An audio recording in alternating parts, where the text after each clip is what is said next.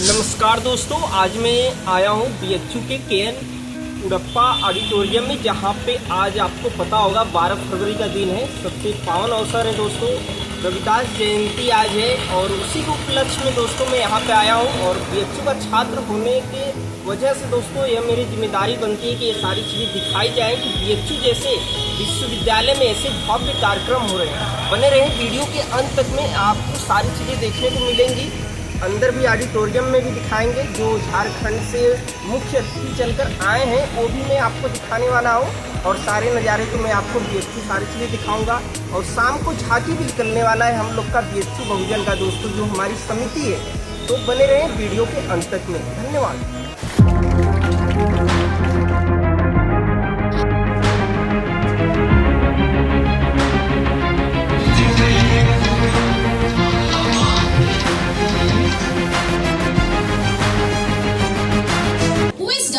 And the removal of darkness. The tradition of lighting the lamp signifies our journey from ignorance to enlightenment. Now, I respectfully invite our esteemed guests to come forward and light the ceremonial lamp to mark the beginning of the auspicious event. तो आइए कार्यक्रम का शुभारंभ करते हैं दीप प्रज्वलन के साथ।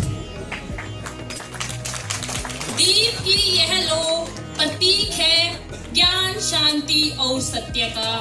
हम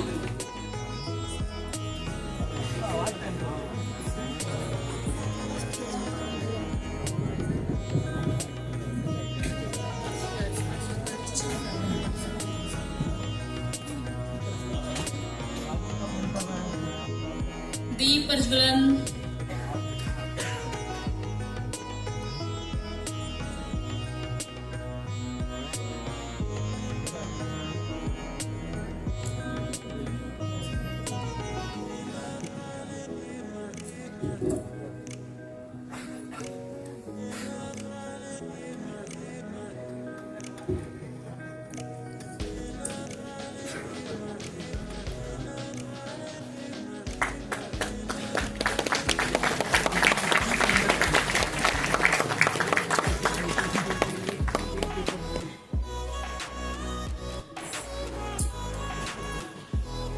आज रविदास जयंती है, जैसा कि 12 फरवरी आपको पता होगा।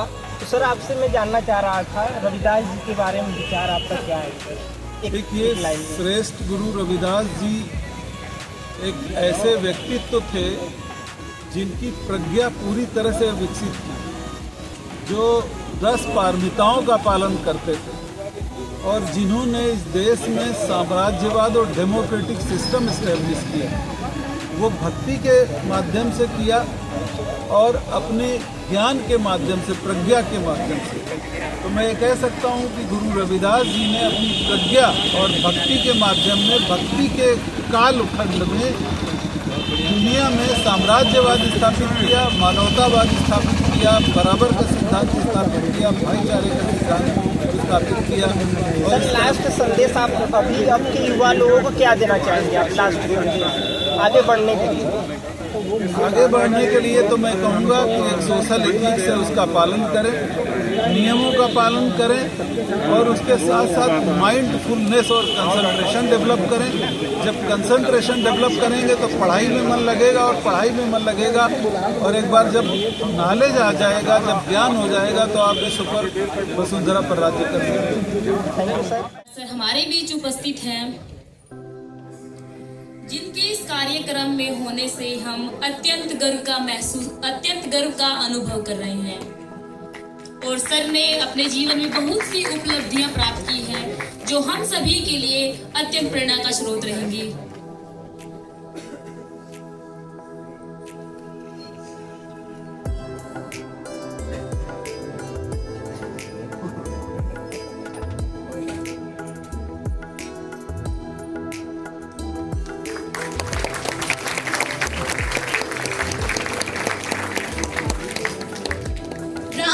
के संग में सीखी भक्ति की रीत।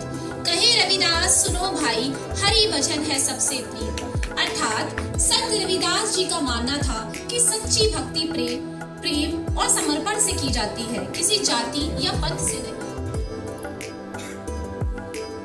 नमो तस् भगवतो अरहतो सम्मा सम्बुद्धस्स नमो तस् भगवतो अरहतो सम्मा सम्बुद्धस्स नमो तस् भगवतो अरहतो सम्मा।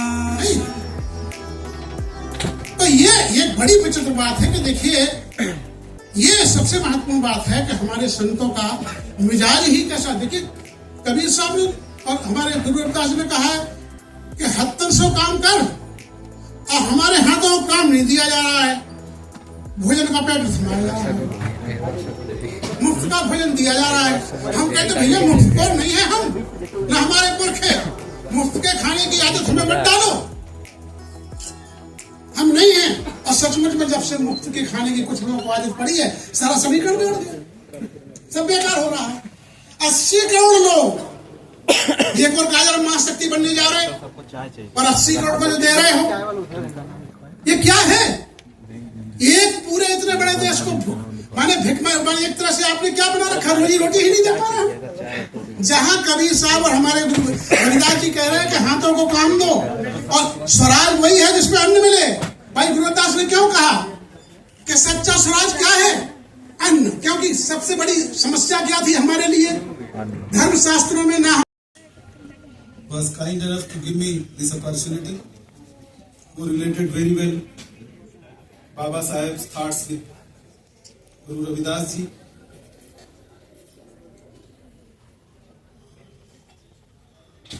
Professor Mahesh Prasad Agarwal ji, Professor Kalicharan साहब, मैं समझता हूँ कि you heard him, you can feel his vibrations. Emphatic message, clear message, prompt message, rapid message, along with laughter, along with the seriousness of the and gravity of this message. Our most senior and celebrated writer, Ramar Sahab, dignitaries of the dais, to whom I do not know with the name, barring maybe Professor Bharti and JP and few more. Dear faculty members, head of departments, dear students and people from press and media. I think Hindi would be appropriate for this occasion, so I will obviously be choosing Hindi for my deliberation. सबसे पहले इस पवित्र अवसर पर मैं पंडित महामना, दुनिया में सब कुछ मन से है, तो महामना मदन मोहन मालवीय जी को मैं नमन करता हूं 2 कारणों से। एक तो जिन्होंने पूरा अपने सैक्रिफाइस के साथ, बड़े मन के साथ जितना चक्कर लगाया उतने में इतना बड़ा विश्वविद्यालय बना दिया, जो एशिया का बड़ा विश्वविद्यालय बना। और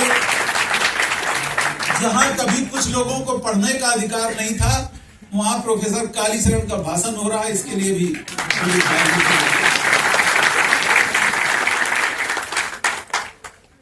जहां किचन फैसिलिटी नहीं मिलती थे, कायस्थ लोगों तक को संस्कृत पढ़ने का कभी अधिकार नहीं था, वहां हमारा भाई IAMS का डायरेक्टर, इसके लिए भी पंडित मालवीय को।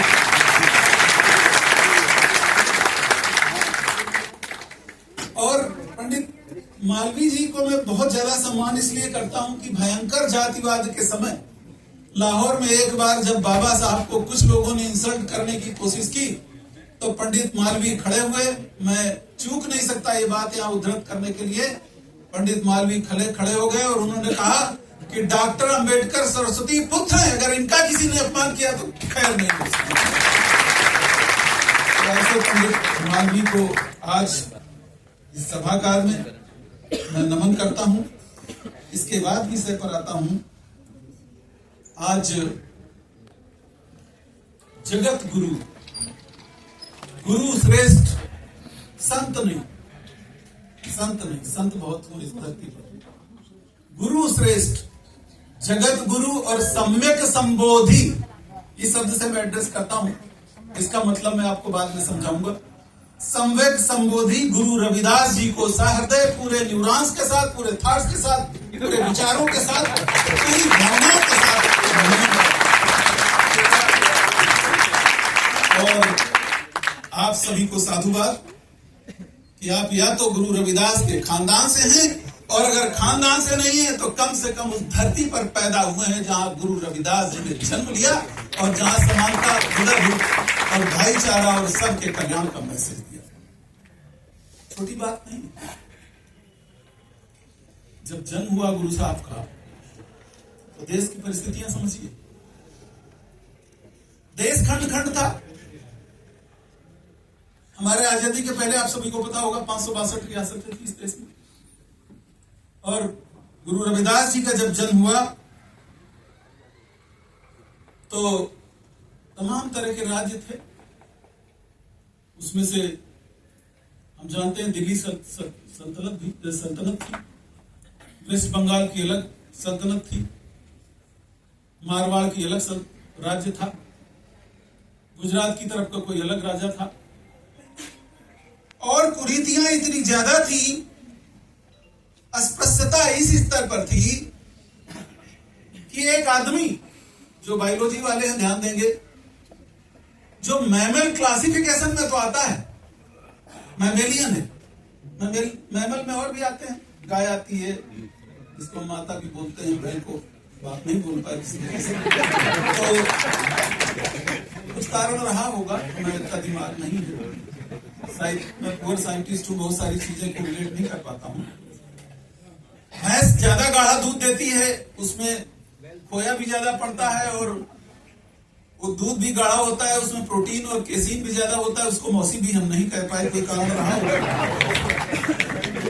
तो देश में जब, और मैं पूरी साइंटिफिक बात करूंगा, मैं किसी को कटाक्ष नहीं करूंगा, मैं थोड़ा, क्योंकि कालीचरण स्नेही साहब जो है वो काफी बोल चुके हैं, मेरे सभी भाई हैं।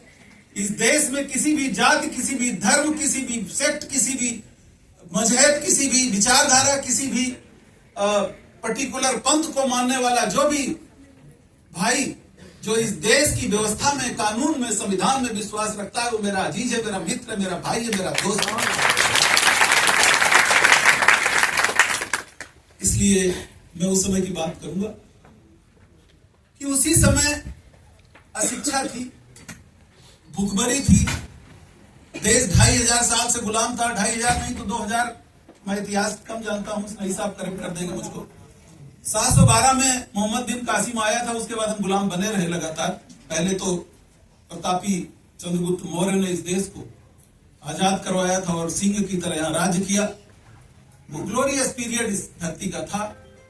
और जब हमारे गुरु साहब पैदा हुए, उस समय देश खंड खंड था, देश गुलाम भी था, देश में अशिक्षा भी थी, देश में भुखमरी भी थी, देश में बीमारियां भी थी, देश में अंधविश्वास भी था, और लोग भक्ति में डूबे हुए थे।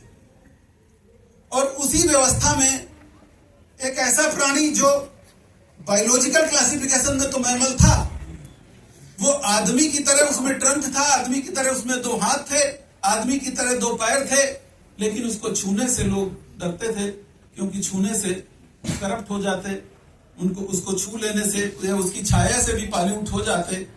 एक आदमी नुमा दिखने वाला, चलता फिरता एक शरीर ऐसा था जो आदमी नुमा तो दिखता था, लेकिन कहीं से आदमी नहीं था। उसी कुल में हमारे गुरु साहब ने जन्म लिया, और उन्हीं का नाम रविदास है, उन्हीं के नाम पर आज हम एकत्रित हैं। अब जरा परिस्थितियां देखिए। एक ऐसी परिस्थिति जहां पे पूजा की ऐसी व्यवस्था थी, जहां पे यज्ञ होते थे, जहां पे मूर्तियां रखी जाती थी, जहां पे हवन होते थे, जहां पे एक पुरोहित वर्ग था, जहां पे पूजा की एक प्रथा थी, वहां पे समाजवाद अगर लाना था, समानता लाना था, तो वो कैसे आ सकती थी? आप में से कोई बता सकता है कैसे आ सकती थी? भक्ति का कल्ट था, भक्ति का कल्ट था। वो समाजवाद और समता लाने के लिए गुरु साहब ने एक कॉन्सेप्ट पैदा किया। वैसे तो वो रामानंद परम गुरु रामानंद के शिष्य कहे जाते हैं। लिटरेचर में एविडेंस भी मिलता है, कबीर साहब भी थे। उसके बाद वेद से अलग, धारणाओं से अलग, उस समय के लिटरेचर से अलग गुरु साहब ने जो धर्म दिया, जो ज्ञान दिया, वो एक कितना उत्तम ज्ञान दिया। उन्होंने एक निर्गुण का ज्ञान दिया।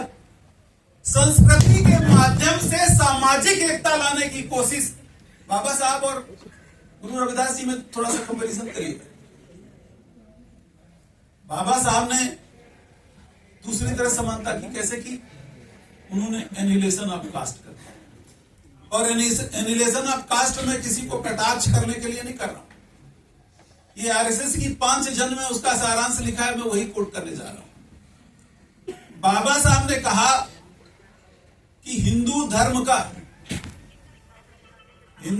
का पुनर्गठन वर्ण व्यवस्था के रहते हुए नहीं हो सकता है, और वर्ण व्यवस्था के रहते हुए हिंदू धर्म और हिंदुस्तान हजारों सालों से गुलाम रहा। इसको मैं सिद्ध कर सकता हूं। क्यों? क्योंकि आप सोचिए, 562 रियासतें पहले थी, झंड युद्ध होता था, देश में ऐसी व्यवस्था थी कि नदी आ गई तो देश बदल गया, जंगल आ गया तो देश बदल गया, पहाड़ आ गया तो देश बदल गया। कुछ लोगों के लिए 100 किलोमीटर 100 कोस पे देश बदल गया, दलितों के लिए 50 कोस पे ही देश बदल गया, सेठों के लिए 75 कोस पे देश बदल गया। और वही उसी छोटे से इलाके में एक आदमी रहता था, वो उसको राजा कह दिया जाता था। मुझे लगता है इस नई साहब के पास तो आज राजा। साथी सूर्यमणि को मैं आमंत्रित करता हूं रविंद्र प्रसाद सर को सम्मानित करने के लिए। इसके बाद ब्रिजेश कुमार अस्थावल सर को सम्मानित करने के लिए प्रिया राय को आमंत्रित करता हूं। प्रोफेसर संजय कुमार को सम्मानित करने के लिए मैं अंकित यादव को आमंत्रित करता हूं। ब्रिजेश अस्थावल सर को सम्मानित करने के लिए प्रिया राय और प्रोफेसर संजय कुमार को सम्मानित करने के लिए मैं अंकित यादव को आमंत्रित करता हूं। प्रोफेसर कल्याण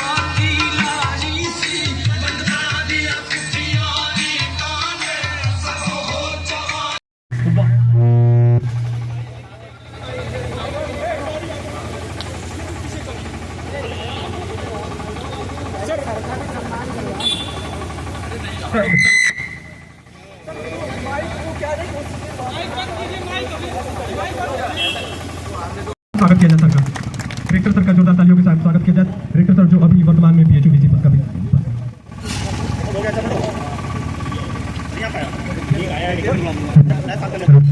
मैं चाहूंगा 2 मिनट संबोधित कर दें।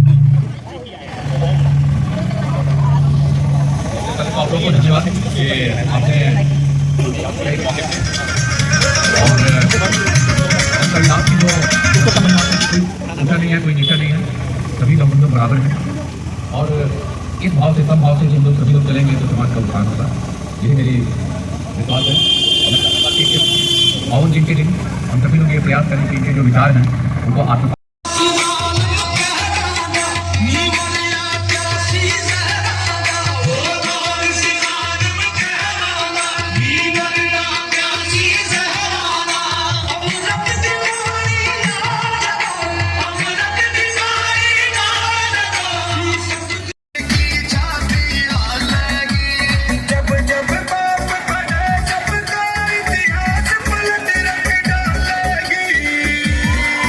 जब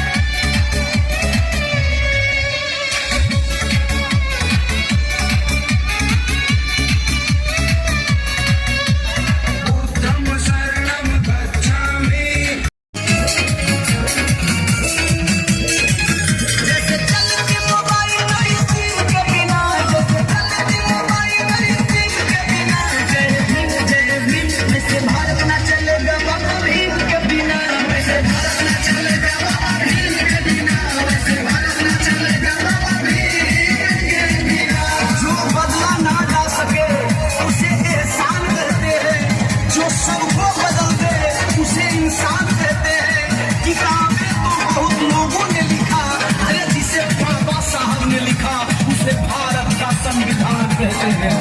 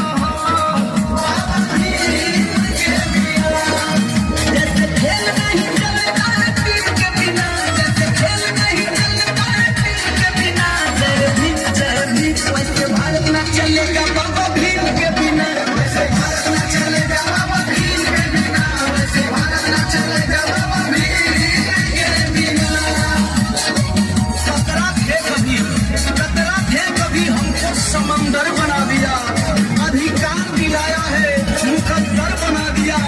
पैरों की धूल मांगती थी कहीं सभ्यता हमें, अरे अम्बेडकर ने सबके बराबर बना दिया।